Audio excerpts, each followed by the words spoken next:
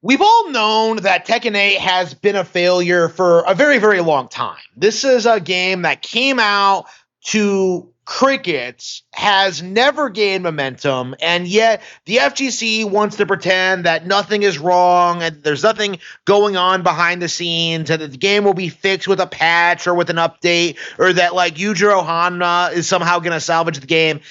This is the second major departure from the studio in a year.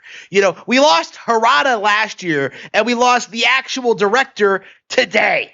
So it's time to stop beating around the bush and acknowledge the facts that Bandai Namco is a complete train wreck, and nobody seems to be willing to acknowledge it.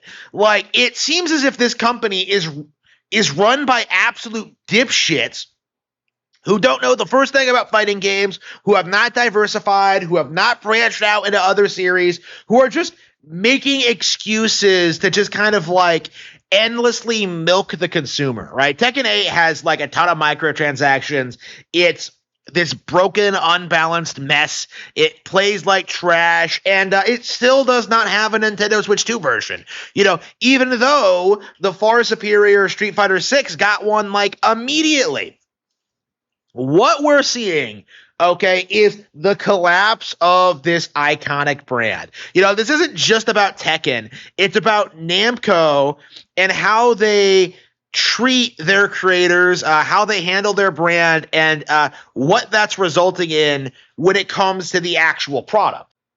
We really need to stop and ask ourselves, what is this going to result in, and how is this going to affect the video game industry? Because Tekken has been consistently one of the highest performing 3D fighting games in existence, okay? It's never really lost relevancy like this before. It's never really fallen off, but this is, I think, the beginning of the end for the IP because it has such stiff competition from other fighting games. It doesn't really stick out from Street Fighter or anything else. Like, the only thing Tekken had going for it in its entire history was the fact it was 3D before other fighting games were in 3D.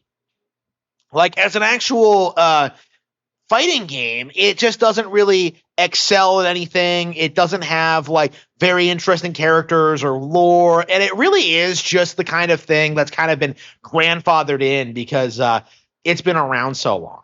Okay, you know, so many people will try and tell you that like Tekken 3 is one of the best fighting games ever, but like it really is because they're plebs who did not grow up with the far superior fighting games. You know, at the time, 2D was better, but 3D was this new innovative thing that brought a lot of people in. Like Tekken or 3D fighters in general just were a blight on the fighting game world and didn't really add anything or evolve the genre. It was just 3D for the sake of being 3D, and as we've learned in the decades since, that doesn't necessarily make a fighting game better or interesting. And I think we're seeing that firsthand with Tekken because I think, unlike other fighting games, its weird insistence of like advancing the lore and the storyline has just kind of led it into this like this weird situation where they can't really do anything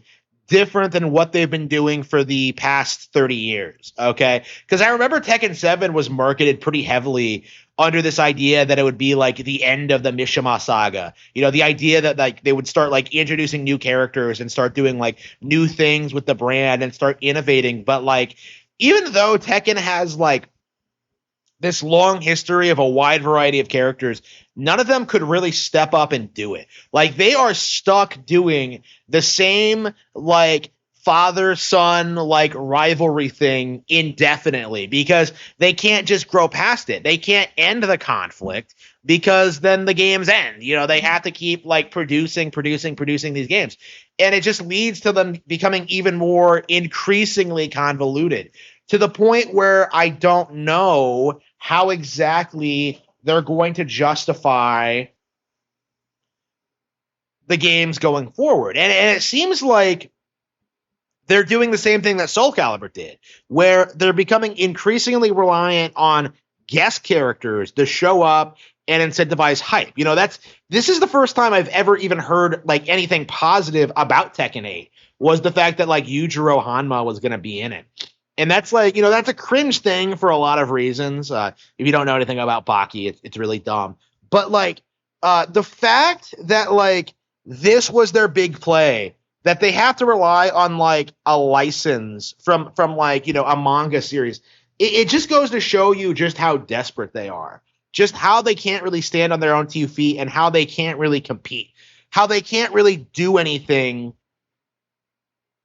to really make themselves stick out on their own merits. And that's something that I think Tekken is just, they're going to get mogged at hard, because when it comes to like actual fighting games, you get like, you have Street Fighter, you have like, how that actually has that's done a really good job of like introducing new characters, doing more with like the mythos and the story and making like, all the characters feel like relevant and interesting. M. Bison has been successfully semi-retired, right? He isn't like the primary villain anymore, even though he's still relevant in the plot. Again, like they were able to get out from like the trap that Tekken found itself in, where they beat the bad guy and now suddenly there's nowhere for the plot to go. And then like, when you have like the crossover fighter thing, right? With Tekken being on life support from having like Yujiro Hanma in it, like you're going to inevitably get mogged by Super Smash Bros, right? Like the reality is you are never, ever, ever going to compete with Super Smash Bros. When it comes to crossovers in video games. It doesn't matter who you get. It doesn't matter what license you get. You're never going to blow people's minds more than like, Mario fighting Zelda. Okay. Like it's just not going to happen. Okay. And like Tekken has a really bad habit of just throwing in the absolute worst guest characters like imaginable. Like I remember in Tekken 7, they got Noctis and like Clive and like they got all these like, nerd, like all these like that Walking Dead character that nobody remembers. It's like these are like mass audience, lowest common denominator, just kind of character picks, right? That nobody would actually care about and nobody actually remembers. And that's been a real problem with them, honestly. I remember with Soul Calibur 6 where like, they got Geralt of Rivia, they got 2B, they got like, I don't even know who else they got, but like, they got like these guest characters for that game in a desperate attempt to like make it relevant, but like it just didn't work. The reality is Geralt of Rivia will never, ever, ever be a bigger video game icon than Link in Soul Calibur 2. Like, there's just no beating that, honestly. Like, it doesn't matter how many copies Witcher 3 sells. Like, it's just never, ever, ever going to be as popular. And that's kind of the issue with Tekken right now, is that, like, everything it does, all of its direct competition does significantly better. There's no reason to think that Tekken is going to have like some resurgence of popularity, that like Tekken is going to like suddenly be good again and they're finally going to start find their footing. Because if even the longtime directors and producers are like fleeing Bandai Namco en masse, there's a problem there. There's something going on behind the scenes where the directors, even if they are like talented people who have produced good games in the past, know that they can't possibly produce good video games. And I'm sure it's because of the executives. I'm sure it's because of the company. I think Harada's released statements about this, about how they're like constantly rotating people. They all have different agendas and things they want to do, and they keep fucking with the product. And it's something that we really do need to start acknowledging, is that like all of these Japanese companies are just, except for Nintendo right now, are like heavily compromised and are just like aggressively pushing like absolutely disgusting business practices that like should be boycotted. Tekken 8 deserved to fail because of what they tried to do with like the in-game store and just like some of the things they went back on, like Heihachi Mishima is completely dead. Like, you get stuff like that.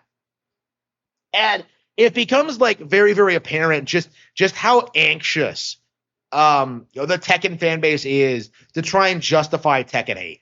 Like, to this day, you still see a lot of people who like think the game can be salvaged and that it's gonna get fixed with an update or something, and it's just not gonna happen. The game is years old at this point. You really think that like Yujiro Hanma is gonna save Tekken 8? Like, it's not gonna happen. Like, Ingrid, did a lot more for Street Fighter 6. And Ingrid was like an actual Capcom character that they brought back, made popular, made a lot of good creative decisions with her. Like, Ingrid has been a huge hit.